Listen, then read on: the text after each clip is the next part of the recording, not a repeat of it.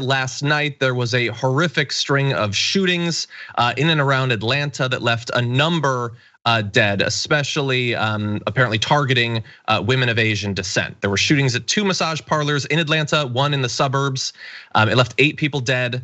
21-year-old man suspected in the shootings was taken into custody in Southwest Georgia hours later after a manhunt. So identified quickly, tracked down, and acquired quickly. And then pretty much everything after that, Francesca, when it comes to the police and this individual, I think we can all agree we would have preferred that it had been very different. Glad that they got him before he could kill more people. And apparently he had been planning to potentially travel to Florida and to commit more shootings that would have almost certainly left more people dead. But aside from that, pretty unfortunate. So we want to show you some footage that a lot of people have been talking about today. And it involves one of the representatives for the police talking about what they know about the shooter. Did take responsibility for the shootings. He said that early on once we began the interviews with him. He claims that these, and as the chief said, this is still early, but he does claim that it was not racially motivated. He apparently has an issue, what he considers a sex addiction, and sees these locations as something that allows him to go to these places, and it's a temptation for him that he wanted to eliminate. Like I said, it's still early on, but those were comments that he made. Did he discuss any kind of religious motivation for this, or was he responsible? Not that I'm aware of. Not that I'm aware of. Or political? Non-political. I've heard nothing about politics. They got that impression that yes, he understood the gravity of it, and he was pretty much fed up at kind of at the end of his rope, and yesterday was a really bad day for him, and this is what he did. Remorseful? I'm not going to go to. I don't know if he was remorseful or not. Francesca, what are your thoughts?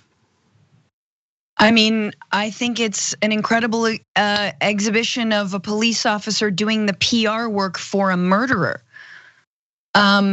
When do we get this kind of an insight into someone who just killed 8 people?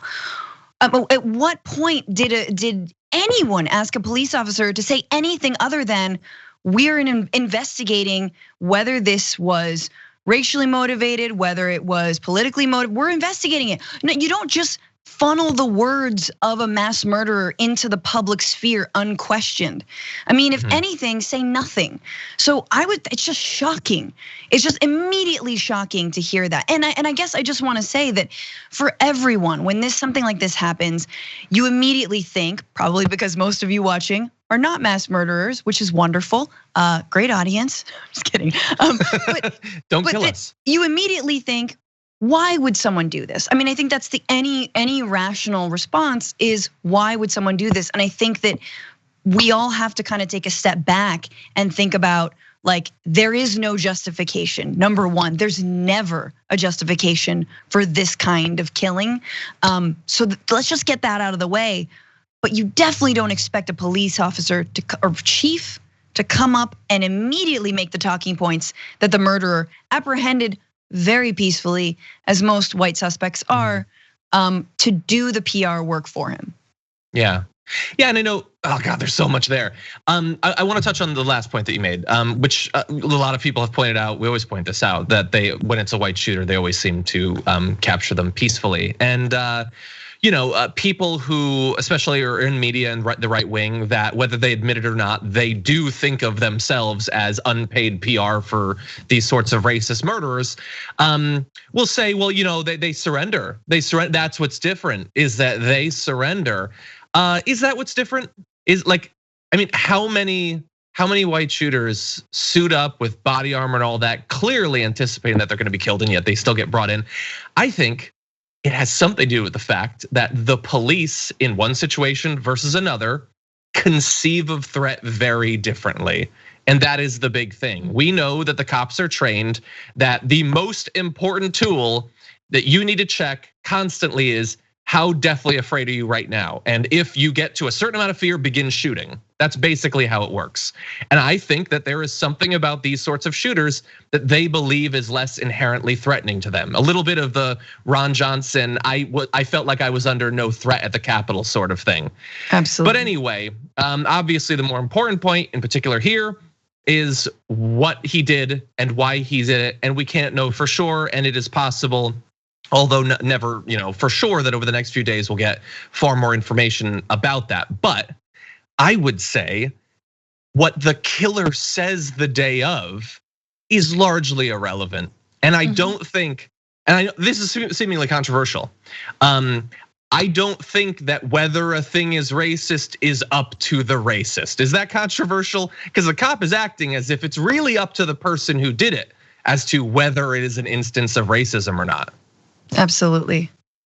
That's exactly right. And I think that, and I know we're gonna go into the numbers of anti-Asian hate crimes and that have occurred recently. But I would urge people to understand, especially understand how the Asian American community is feeling right now.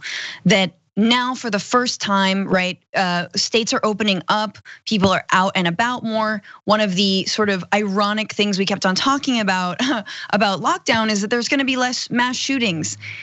Because that's the hell world that we live in this country. And lo and behold, it was right. Except now that, lockdown is ending, people have been fed so much anti-Asian racism vis-a-vis the pandemic. And now this is what's happening. They're being targeted.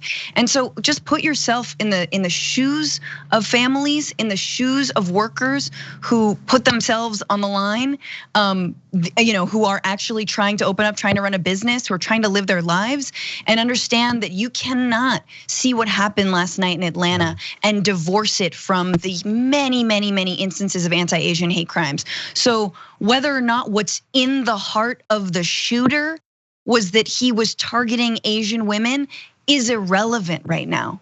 It's irrelevant.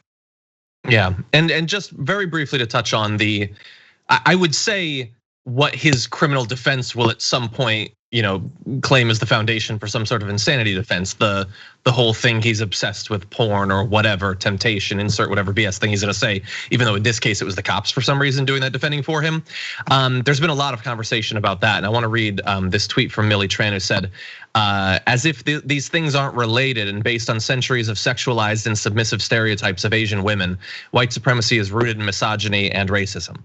Yeah, they come up with something that seems like it's something else when it is just another part of that thing. And the lack of ability to see the connection seems like it's part of the problem, actually. Yeah, and I just think that folks need to understand. Obviously, all immigrant communities have been invisibilized and are invisibilized in their particular ways. Obviously, one of the biggest communities that it's been hit by COVID is the Latino community, right? Working in like meat processing plants and such. But Asian Americans have been invisibilized for so long and have been used as scapegoats for so long in this country, right? Going back to the Chinese Exclusion Act, etc.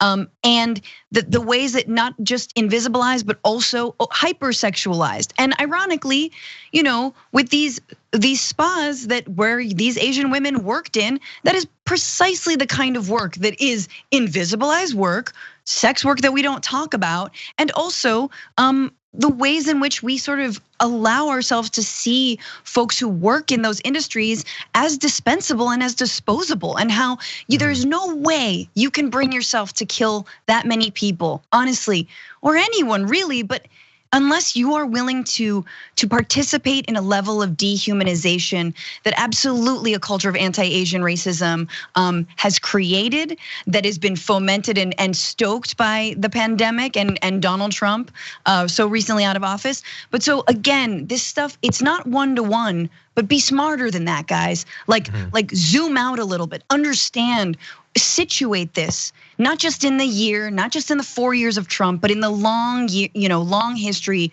of racial animus in this country. Exactly. Yeah, and it's such a weird dodge. I mean, as many people have pointed out, like, this is Atlanta. How many strip clubs did he drive past to get to these spas to then say it was just temptation I was fighting against? Like, it's such a bizarre argument. But anyway, as you alluded to, we do want to talk a little bit about the numbers. There's some interesting trends here in this tweet.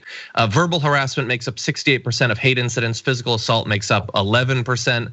Women are 2.3 times more likely to report hate incidents.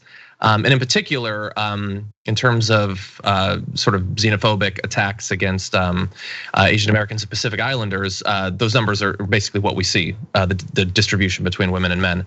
And 45% of reports originated in California, making it the first in the nation for hate incident reports.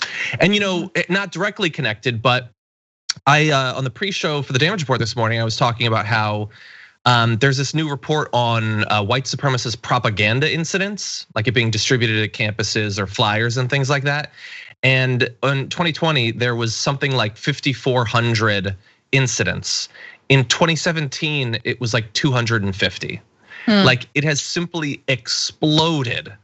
But again, we're supposed to act as if that's not a problem. White supremacy probably has nothing to do with this. Right. No, and then I think the other excuse that people are making, right, is because some of the perpetrators of anti-Asian violence have been black. That is seen as like, oh, see, well, yeah, so they're black. So anyway, white supremacy doesn't apply. Bye. And that is two things. One is it's an excuse to not actually deal with this kind of hatred and racism. Number one, it's an excuse because it's the same thing with black on black crime. Oh, well, black on black crime. Oh yeah, okay, well then we don't have to talk about it anymore. People are still dying, but we won't talk about it, right? But then specifically, it's seeing that so narrowly and not again zooming out and understanding the ways that white supremacy, the ways that the roles that immigrants, the ways that African Americans have been put into, and the ways that they are either taught to behave, make yourself invisible, do work that no one else wants to do, and also the ways that then pits communities of color against one another. That is all part of a rubric of white supremacy. That's part of a rubric of a country that sees people of color as useful pawns, as model minorities when they need to be, as sexual objects when they need to be, as in this man's case, right? And then as victims when they have a bad day. Yeah, and I don't even, we have this tweet from Matt Walsh. I'm not even interested in showing it, but anyway, but the argument you made is one that is definitely out there. And I will just say that it is, to add on, everything you said was exactly right. If your stance that you want us to believe is that America doesn't have a race problem, racism doesn't exist, these are things that supposedly serious people actually still say in 2021. If that's what you believe, that racism isn't a problem, white supremacy isn't a problem, it's weird that when a white guy kills Asian people, you yell, yeah, but black people kill people too. That's a weird, yeah, I think maybe we do have a racism problem. If that's not what we're talking about, why are you talking about that? Why are black people the excuse for literally everything that white people do if we don't have a race problem? But they do find this convincing or at least distracting.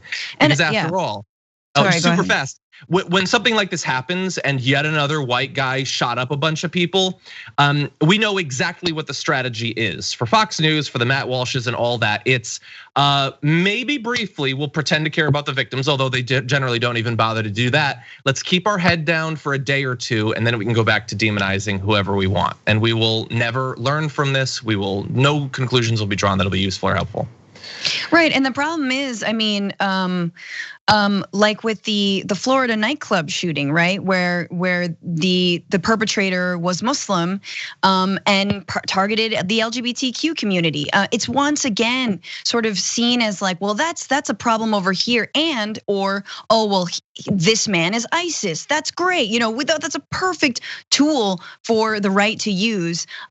But they don't care about the LGBTQ community, but they don't care about the Asian American community. And in fact, Asian American organizations and LGBTQ organizations have been leading calls for community-led solutions rather than more policing, which, as they very well know, comes down on people of color, specifically Black Americans. And so the solution is so much about solidarity. And so I would urge, news organizations, including us, right? But we have to make sure that we lift up some of the work that is being done in cities like Oakland or Los Angeles or New York, that actually is being led by the communities, which they say, no more policing. We don't want more cops on the streets. That's your solution. We know who gets hurt when that happens, right? Yeah. We know that feeds into the system of racist policing already.